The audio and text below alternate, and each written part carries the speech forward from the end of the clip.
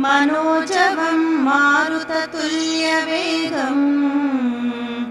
जितेन्द्रियं बुद्धिमतां वरिष्ठं वातात्मजं वानरयूथमुख्यं श्रीरामदूतं शरणं प्रपद्ये।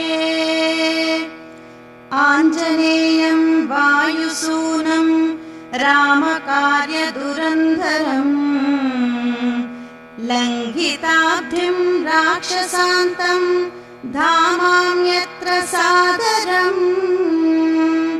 अञ्जनागर्भसम्भूतो वायुपुत्रो महाबल कुमारो ब्रह्मचारी तस्मै श्री हनुमते नमः।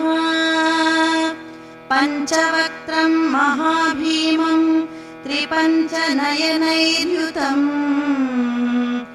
दशभिर्बाहुभिर्युक्तं सर्वकामार्थसिद्धिदम्।